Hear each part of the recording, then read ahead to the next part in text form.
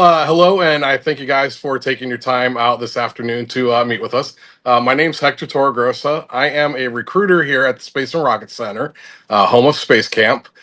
Before I was a recruiter, I was actually a Space Camp counselor for 2.5 years, and then I moved into our supervisor role, and I did that for about 6 years before moving into HR. Uh, so my primary function as a recruiter for the Rocket Center is that I look for individuals who want to come and inspire those next group of kids into STEM fields. So at Space Camp, we talk about math, science, engineering, and we have four different programs that we offer year round here in Huntsville, Alabama.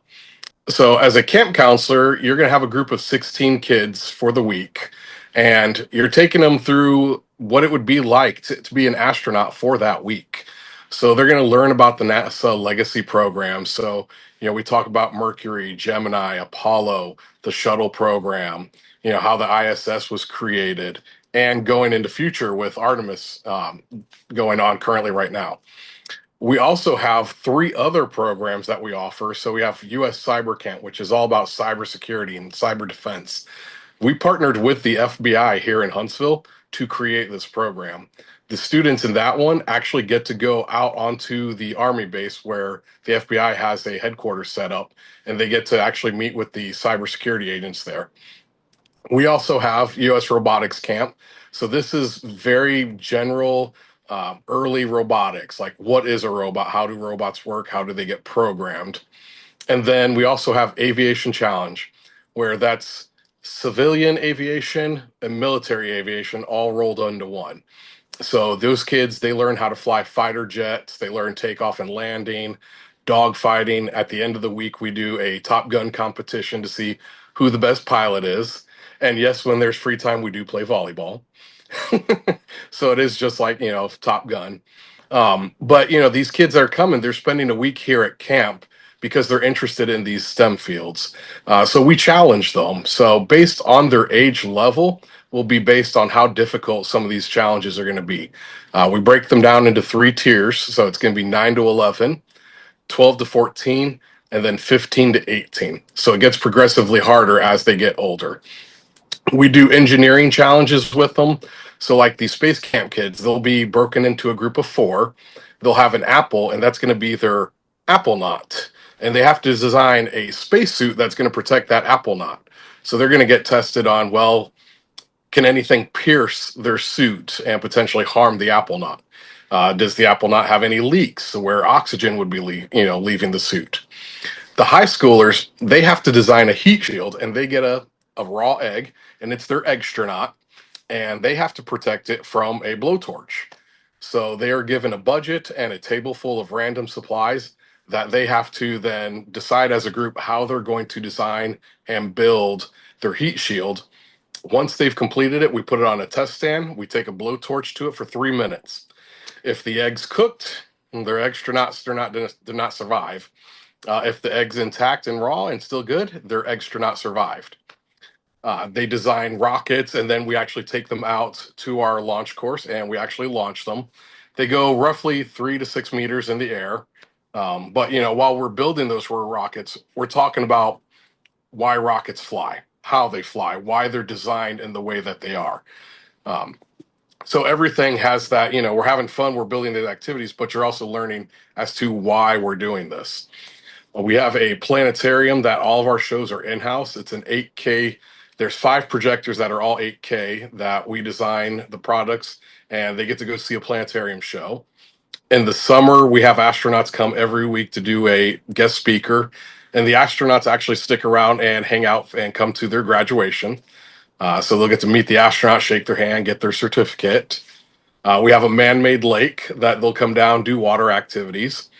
And they come in on Sunday, they leave Friday after grad, all their meals are provided. We wake up as early as 7 in the morning, and we're going to as late as 10 p.m. So everything that we're going to be doing is going to be staged around a STEM environment.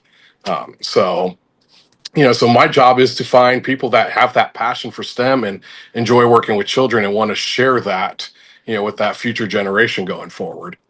So, some of the cool perks that we do offer at working at camp is that you can live on site for free. We're not charging you any type of stipend. We're not going to charge any type of fee to live on site. The only thing that we ask is if you're going to live on site that you have open availability. That means you can work mornings, nights, weekends, and that you're willing to be a resident staff on call. And that resident staff actually gets rotated throughout all the residents that are living on site. So we have three different habitats where the trainees stay. The rooms that you as an adult would be in is going to be a separate room from the trainees. Now, some of those rooms are inside the big bays where the kids are, but that door locks and the kids can't get into your room. You have to have a key to get in it. So you might have to walk through a room full of kids to get to your room, but your room is privately secured from everybody else. Not only do you get to live on site for free, your meals are included. So when camp's in session, you get to eat for free. So that's breakfast, lunch, and dinner. And then the other thing too, we just increased our pay. So originally this was paying 14 to 15 an hour based on availability. It is now $17 across the board. And after 3 p.m., there's a shift differential that bumps it up to $18 an hour. So come work for the summer for a few months. You're not paying anything to live on site, getting free meals. Oh, other thing, you're getting earned vacation time. So most people that come in the summer that work between May through about the second week of August get close to 7 to 10 hours of vacation time that they've accumulated, and you can cash that out on your last paycheck. So, those are some of the perks about working at camp. So that's what my job is to find those people that want to inspire that next generation and get them here to camp and, have a fun time. So, and just for us, for the people who weren't here, can you move the camera around and show everybody Yeah. where you are? So I'm going to let me flip the camera. So right now I am oh, I gotta help there we go. Currently I'm in our Orion or our Orion capsule simulator. So where I'm sitting is where the commander would be. So these guys stationed in front there, and each trainee will have a role in their mission, and then they're taught how to use the screens for their mission. So we would have our mission specialists in the back here, and as you can see, they're also going to have panels and switches that they'll do parts of their mission for. And then I'm old and hurting, but through that tunnel is our Altair lander. And I'll actually show you the external side of it. So we come out here, and this is what we call our main mission floor, the MCC floor, where all the simulated space missions take place. So right over there is Discovery.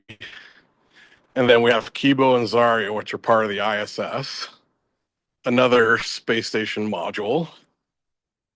Right there is the West Star satellite hanging over the Enterprise payload bay, and you might be able to see the Canada arm. And there's Orion, so that's where I was currently sitting.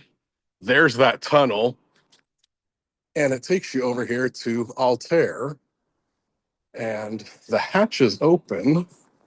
So once you open that other side, the door, that's where Altair is. They've also got some computers and some switches. So you would prep that before you would egress to come out onto Mars.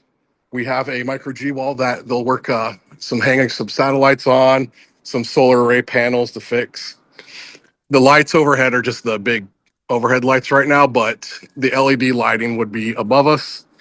And then you got to have a place when you're in Mars. So this is MEB. So you'd come in here, and this is where a lot of the science experiments are going to be taking place for the trainees. When we do longer missions, if we need to, we have bunk beds that they can sleep in. And currently we're in our slow season, so things are getting cleaned up, fixed up. But as you can see, we have some hydroponics going on. If I was hungry, I'd take a piece, but I don't like vegetables. Uh, so this is where they would do their science experiments. They do a weather forecast. They report what their missions are. And then they have what we call soccer. So it's essentially their mission control. And we'll take you over there real quick. So as you can see, Orion mission control. And the door's locked, but sure enough, you can see what it looks like in there. So this is the home base of where all the operations are going to be. So all the trainees on the teams will actually be able to communicate with each other in their different roles. And then you as the team leader would be behind that console there running the entire mission. So let me take a quick peek. We'll go on the side of Enterprise. So you can see that's the external to where we were at in MEB.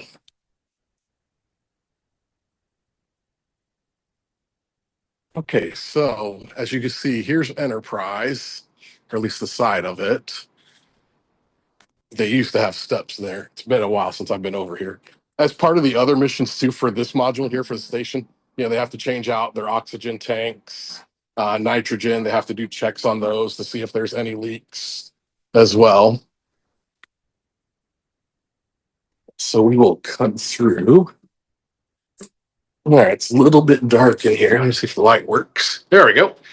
So this is another module. So they'll have computers where they're going to do weather forecasts and reports, any other hydroponics that they may be doing, our chemicals for their uh, experiments. And the experiments we're doing are nothing like super crazy. We're building alien goo or toothpaste, fun stuff like that.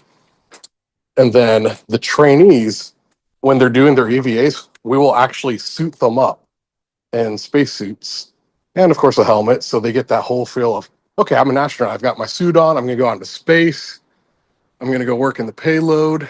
There's the West Star. So on that side, they're doing antenna repairs and computer diagnostics while they're on top of the Canada arm here. And let me see if I can get close. So that little black section there at the end, the trainees will actually stand on that and they'll operate the Canada arm to actually go up and work on the satellite. Generally, this is going to be our high schoolers or our shuttle experiences like we're doing today. And then, let me see if I could take a peek. All right, so this is one of our other. I'm going through. Oh, you're going through? Yeah. So this is one of our other shuttle, our station modules. So our trainees will do their experiments in here. We got a 3D printer. They will have lists of everything and where it's located. So each team will have a checklist and a timeline of what they need to do. And then they're going to those areas and just following that. So it might be coming over here and checking the O2 emergency supply. Is it open? Is it operating correctly? And then, of course, it connects to Zarya, which is the other module.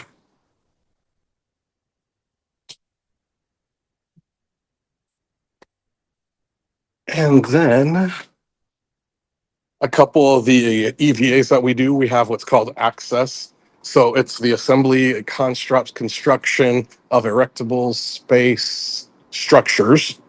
Can't believe I remembered that after so long. But these chairs here are what we call our 5 degrees of freedom chair. So as you can see on the bottom here, it's got an air pump that will actually lift this and it'll float on air. And then this chair moves in different manners. So as your EVA, you would sit in that chair, we'd glide you over, and then you and a partner would get struts and nodes out of the tubes here in the other container, and you would build an access structure. That was one of the first experiments that the shuttle did when they first took off in the early 80s. Discovery looks empty, so we're going to sneak in real quick. And then this is what Discovery looks like. So if you were the commander, you'd be here on the left. You'd be the fear of the pilot, you're on the right hand. And right now the monitors are set for a launch. So we're looking straight into the sky. And then your mission specialists are here. And then they also go through a hatch to go do their suit up for their mission, for their EVA. And we also have hanging harnesses. That's going to be for certain missions. So like the end here on Zarya, their hanging harness is that they have to work on ammonia tanks. So we suit them up, we launch them into the air. They'll have a checklist. They're actually going to communicate with Paycom and Mission Control, and they're going to get the directions on how to change out the tanks up there.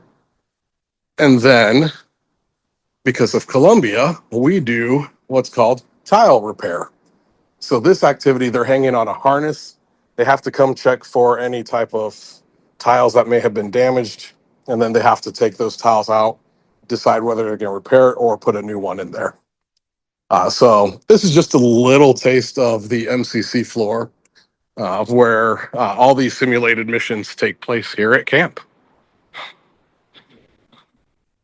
That's awesome. That's definitely a good way to go into everything. And like you said, this is not something that you need to be permanent either. I believe you said all you need to do is give it 2 weeks notice. You can work Yep, for us. that is Okay. correct. Yep, since we are a year-round program, we don't actually have an end of year. Um, we just have a season change. So, like right now, it's a little bit of a slower season. So we're getting a lot of short-term groups. So these groups come in like on a Monday afternoon at 1, and they leave Wednesday at noon, and they get a very small sample of what camp is like. Yeah. Because obviously a lot of the people here are going to be graduating soon. So this Yep. is a clear way to get something before you graduate. And Oh yeah. I remember you saying somebody who was a camp counselor is now, I believe, a consultant. Could you kind So of explain that process? yep. So my buddy William, I actually have an update on him. He just got let go due to budget cuts. Um, so he found out, I think it was 2.5 weeks ago, that he was let go. But his story is that he came in 2013, worked camp in the summer aviation challenge with myself. He went back to school in August, did a year at school at the Citadel, came back and worked in the summer, and decided he was going to work at the do Citadel online. And he stayed here at the Space and Rocket Center. He worked under me as one of my coordinators for a few years, and then he moved to supervisor of the MCC floor, uh, helping with the missions here on the floor. From one of the ladies that he met working on this floor, Penny Pettigrew, she's the manager out at Paycom Operations for NASA.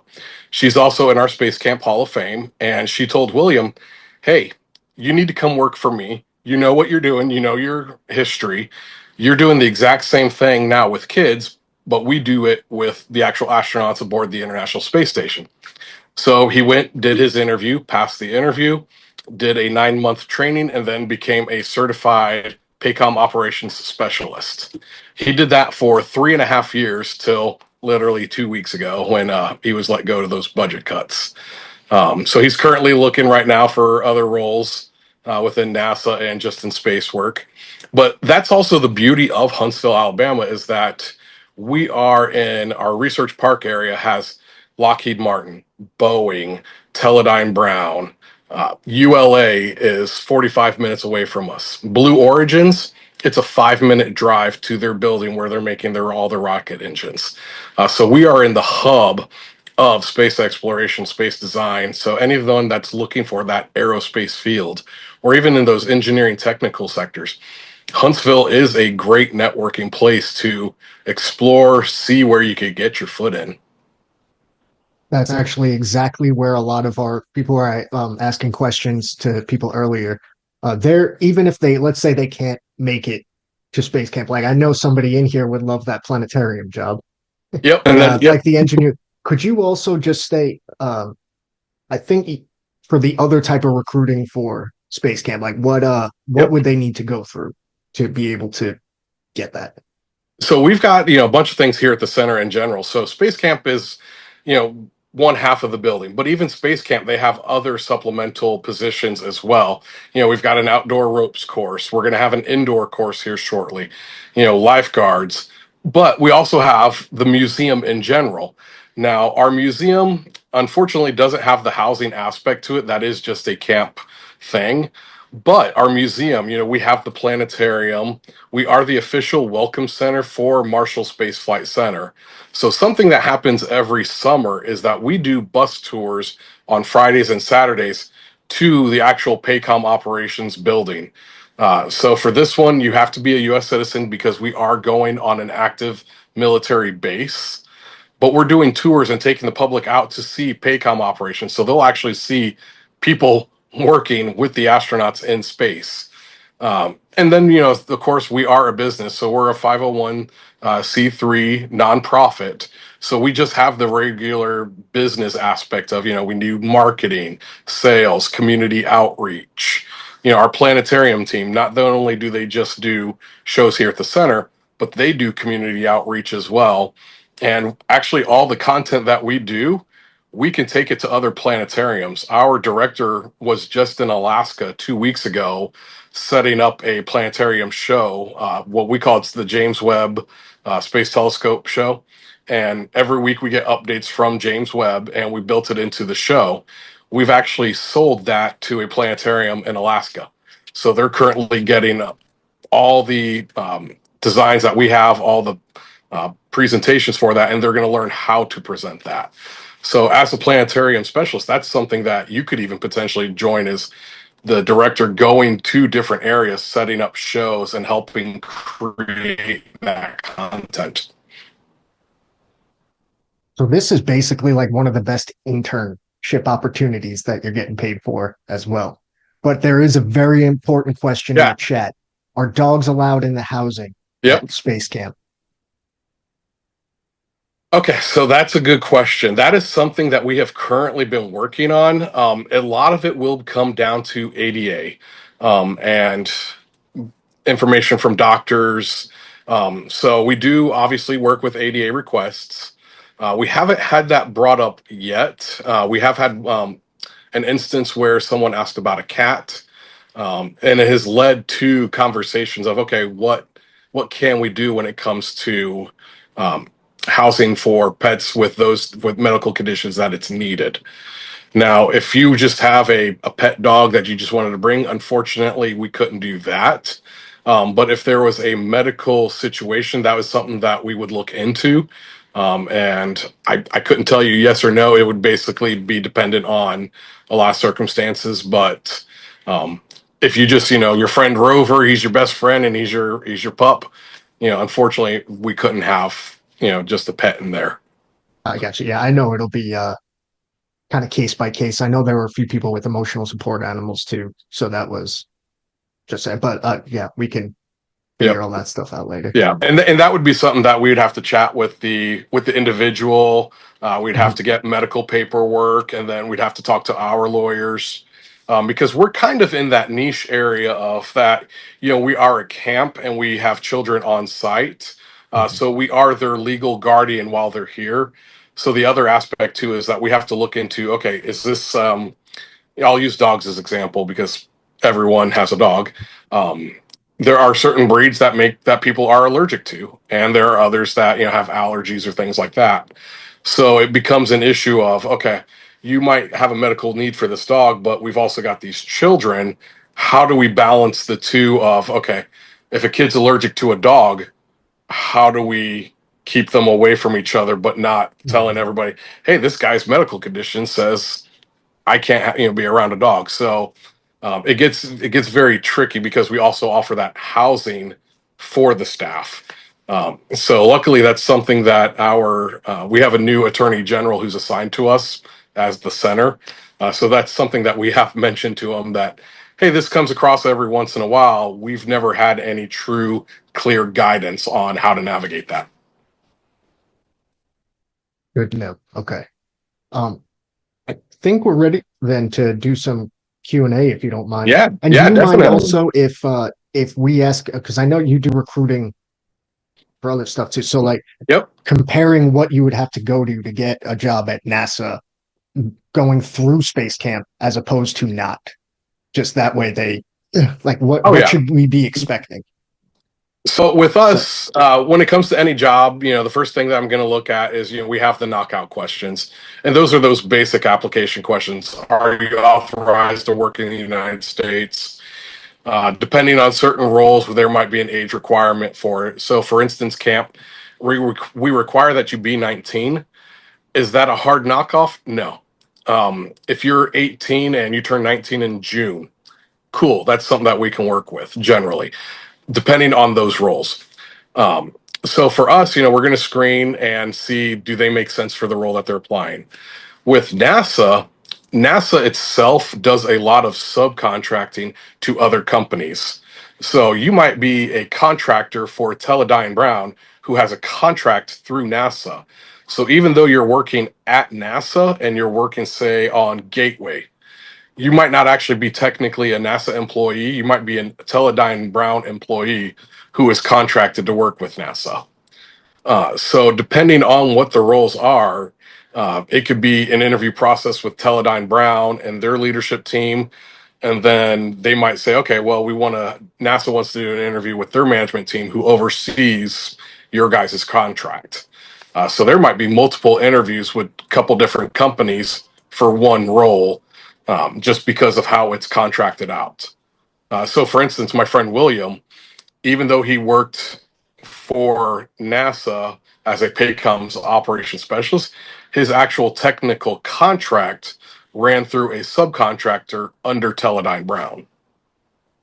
Gotcha. So you Thank can you for see that. where yeah. So you can see where it gets a little bit discombobulated because there are so many contracts that get awarded to companies and then they sub out those. Where us here at the center, we hire directly for the Space and Rocket Center. Okay. All right. Now we'll open it up to questions. I know, Cam, I saw you have your hand up if you want to start. Yeah, I can you hear me? Yep, I got you. So aside from like camp counselors or leaders, what other sort of roles are there like at the space camp? That's basically cool. So, camp counselor is one that we use very broadly. Everybody knows what a camp counselor is out in the outside world. Internally, we call them crew trainers because it's that whole theme of camp. When an astronaut class is formed, they are a training crew. So their trainer is called the crew trainer. So we use that for our staff. Now, camp counselors, the crew trainer is going to be generally the one that has the team for that amount of time that the kids are here for that week. Now, we do have support roles that help with camp. So one of the areas that we have is called Area 51 Challenge Course. This is our low elements and high elements ropes course. So every trainee that comes to camp, they're going to go out and do an element with their team at the ropes course.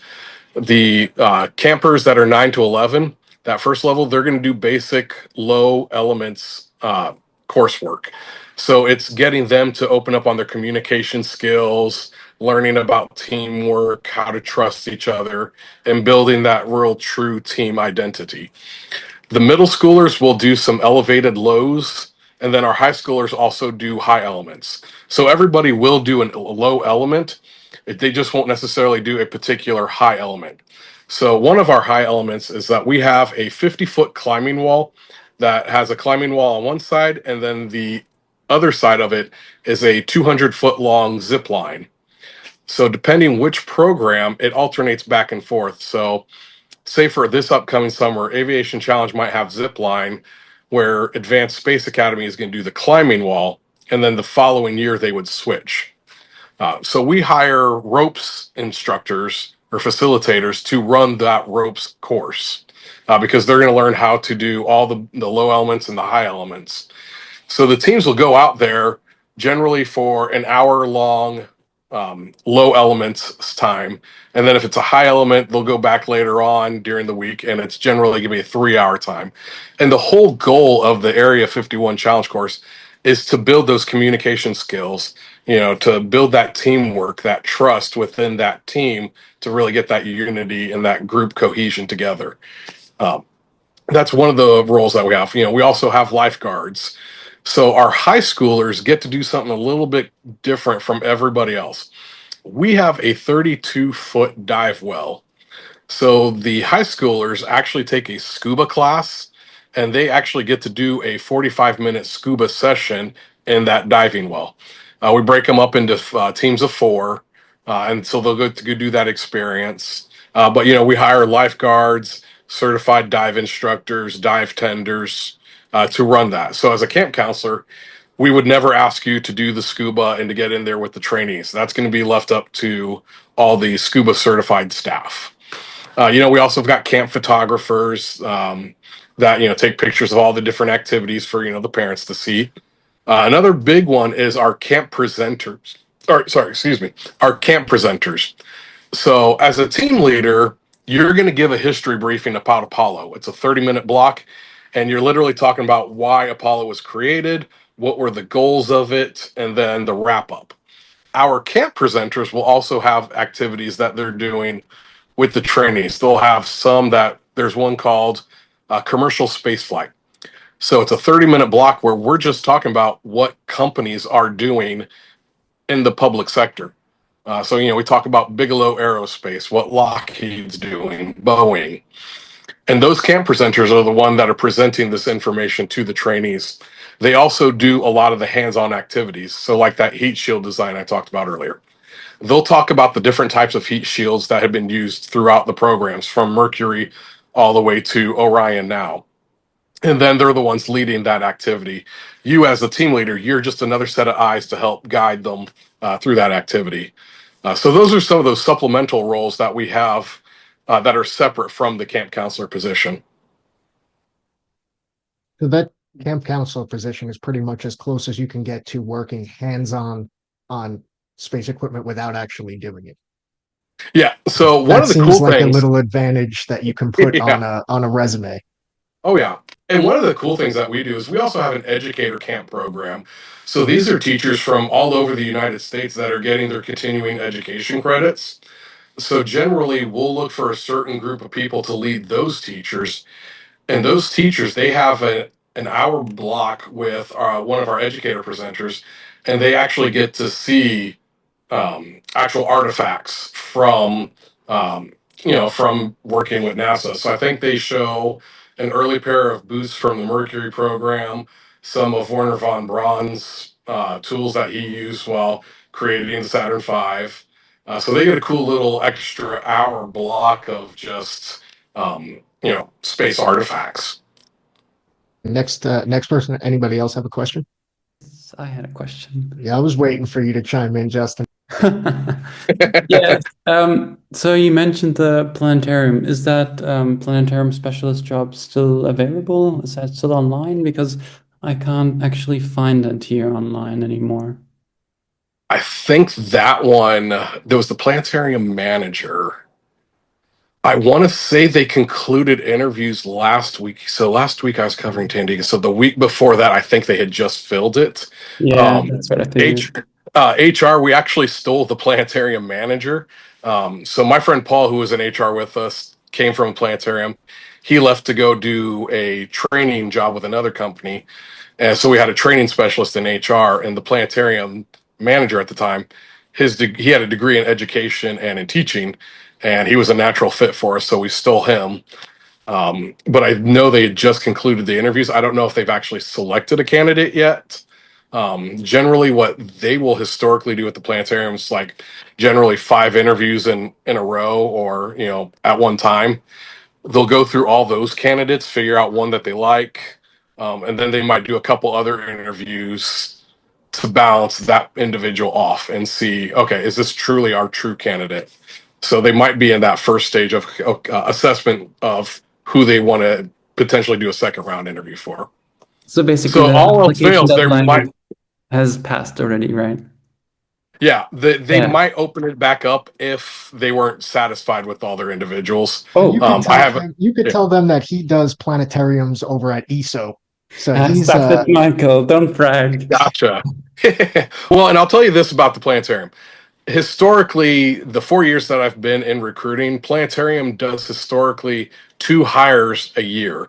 So generally around this time, they're going to have a leadership role that's opened up, and then they're going to look for planetarium specialists generally for the start of May. Mhm. That application historically drops around March. Okay, that's good to know. I'll note that down. Yeah, no problem. And thank you for bragging about me, Michael. hey, something's deserved. And this also seems like, let's say, one of the people in here has dreams of being an astronaut. This seems like a great way to do that as well. Oh yeah, and this is one of those jobs that, I travel a lot around the southeast area, and even with the kids that come to camp, the high schoolers, when I was in camp, I always told them, use this as a resume builder, use this as a pattern. It shows businesses multiple things. It shows that you can work with children. So if you can work with children, in theory, you should be able to work with adults. You're building those interpersonal soft skills that a lot of people don't think about. And the big one is that communication, that time management, because we follow a very strict schedule where you know mission starts at 11 o'clock. At 11 o'clock, that countdown's going down whether you're there or not. And so you want to make sure that you're on time. So you're building up those skills that companies are looking for in their employees when they're looking to hire. So I always tell people, freshman, sophomore year, come work a couple summers, build those skills. Junior year, put down, you worked at the Space and Rocket Center for 2 summers, inspiring that next generation of kids. Though that looks good on resumes. I know people who have come here and they said, yeah, my experience at camp gave me an edge because I already know what NASA's doing, or Teledyne Brown has this position and I've had some experience with this and I have a little more background information than the other kid at school that I was in class with who didn't do this.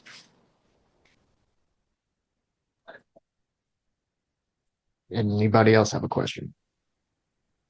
I just have a comment. I actually went to this program in my early teens. I was part of Okay. Young Marines. I know you know about them because they literally ask you guys all the time. Okay, I do remember Young Marines because we had that for what year did you come? Oh man. It was, I think, between 2014 to 16 or something like that. I Okay, did you what? okay. I would have been down at Aviation Challenge during the Young Marines because I started it summer of 2013. My call sign when I was at Aviation Challenge is Juicy Fruit. Why does that sound familiar?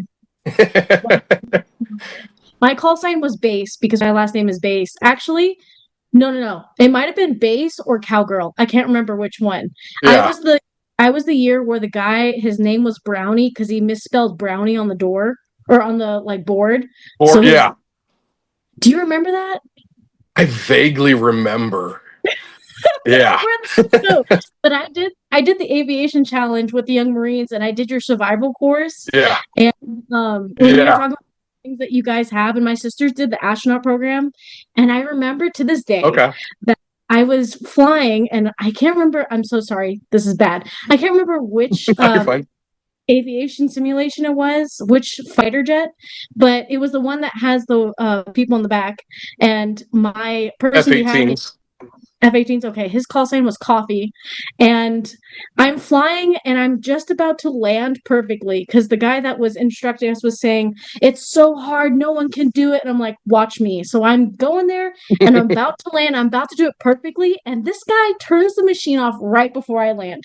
So it's been that day to go back and redo it and then land perfect.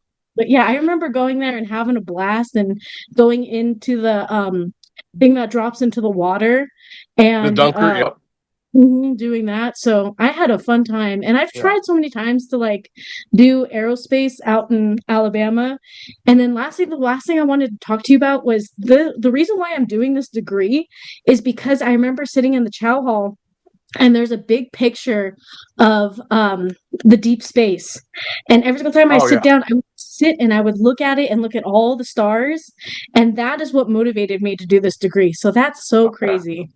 So yeah, so what's funny, we in the museum, we actually now have one of the AC simulators that the museum guests can actually do. So I think they get a 5-minute flight that they can play on that simulator. So cool, so fun. Yeah. Now, one of the changes we did for AC, the centrifuge, we had to get rid of it. In 2017, I had a team on it, and the engine caught fire. So, of course, we got everybody off and out. The problem was that when we got that centrifuge, it was already 25 years old, and we got it in 1990. So parts were very scarce. There's only so much that you could rebuild. So it was one of those that it was a really sad day when it got dismantled and taken away. That sucks, but you have so many things that you love and do. Like, it's, even though it's gone, the older generation miss it, but you guys have so many things that you offer. So, oh yeah, the Sims have been totally upgraded. So we're on our Mach 2s. So these would be the 12 to 14. They're flying X-Plane 12, but they're now flying. Their heads-up display is now a curved monitor, so they have more view screen than they had before, and the graphics for them. Oh, it's amazing. I was looking at it and they were showing me they had an F-16 taxied on the runway, just rained, and you could see the reflection of the plane in the water on the ground. wow, that's so cool. Yeah, they have spent a lot of money getting the Sims, up to par. Mm-hmm. Yeah. So, but yeah, no, that's awesome. We haven't had young Marines, and COVID really changed a lot of things around. And that was one of the hits from COVID was young Marines. They'll come back. Yeah, hope so. It was always a fun experience with those groups.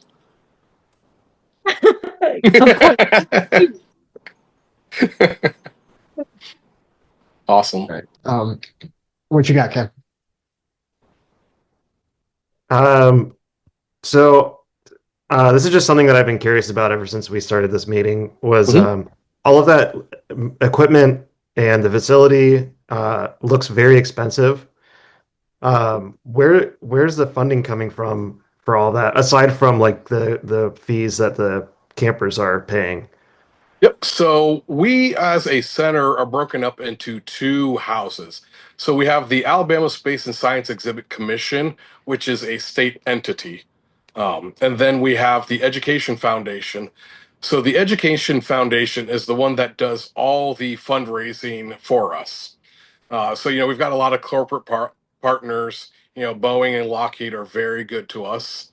Boeing, I believe, gave us $3.5 million for one of the buildings that we had just built. So we have what's called the Space Camp Operations Building that went up a few years ago. They were a big donor for that. So a lot of it is getting donors, donorship money from companies. A lot of these companies too, if they can't donate money, they'll donate resources or they'll get contacts. And then of course, we've got the museum side. So we're the #1 tourist attraction in the state of Alabama. So with us being a nonprofit, there's also the tax breaks that we get. And then the state of Alabama, we will apply for certain grants because we are an educational facility as well. So was it 2015? Or 2015 or 2016, we were announced that we got a $10 million grant to help with the construction of one of the buildings that we just recently put up. So talking with our interim CEO just the other day, she was letting us know she has to do a report to the commission, which is appointed by the governor. And she has to let them know what the financial health of the center is. And she said that as of this day, the center has never been in such a great financial time than we are right now. Like, things are thriving for the center. A month ago, we went out and gave out raises to every employee in the center. So prices, so jobs went up on their value. Part of it was also that camp one. So when I started as a camp counselor, I was making $7.25 an hour. So you can see where the growth has been. Yeah. But yeah, so it depends on a lot of things that financially the center is in a really good place. But we do have a team that does specifically works on fundraising for the center. Yeah, thank you. I was just curious because I feel like sometimes, these sorts of things can actually be a good pipeline that'll lead to, like you said, Boeing or Lockheed that are obviously very familiar with your facility. Oh yeah. So yeah, thank you. We're currently working with another company. So the company's called Akima. They just bought out another company called Pinnacle Solutions. So Pinnacle Solutions does a lot of avionics software training maintenance for helicopters. The owner of Pinnacle, Mike Durant, he was the infamous Black Hawk pilot from the movie Black Hawk Down.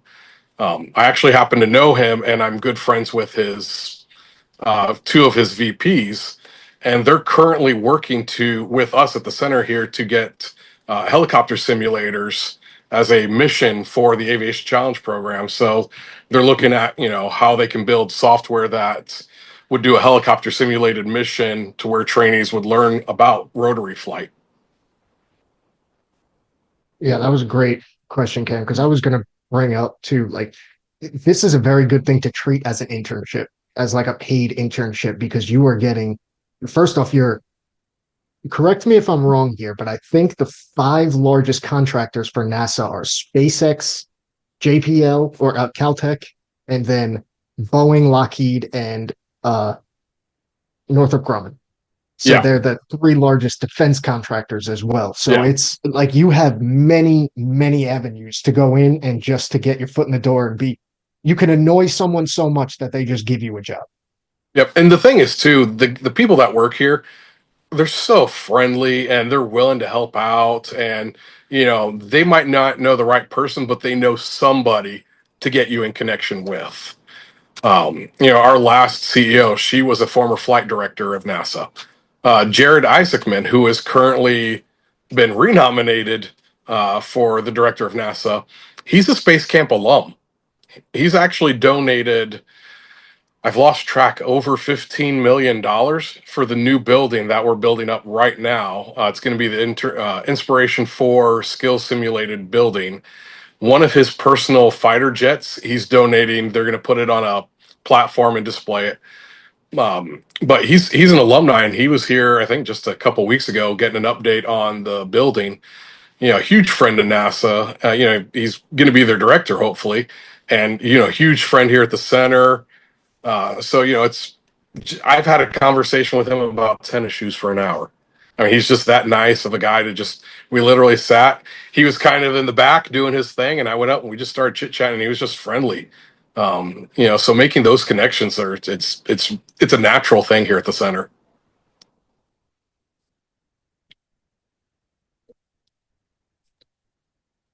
You've been really good at answering these questions. I don't even know if anybody's going to have any more. This might be the last time for a while you could talk to a recruiter who knows all this stuff. So if you have any questions, please throw them out.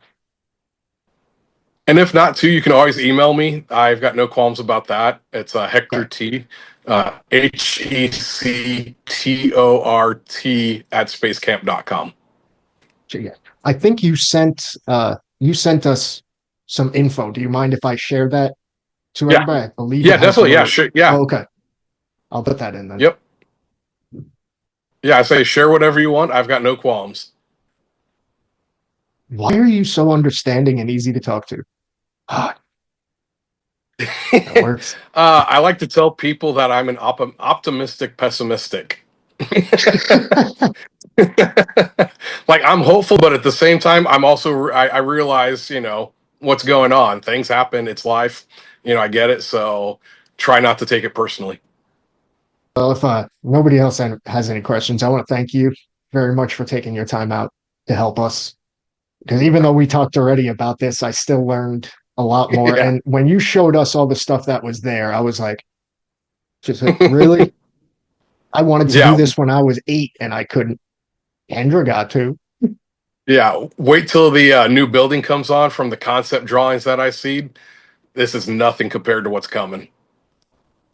Yeah, that's it. It's a great opportunity. I'll share all the information that he gave us in the Discord so everybody can see. And yeah, thank you very much. I appreciate everything you did. I want to thank you guys for setting this up and allowing me to speak to everybody.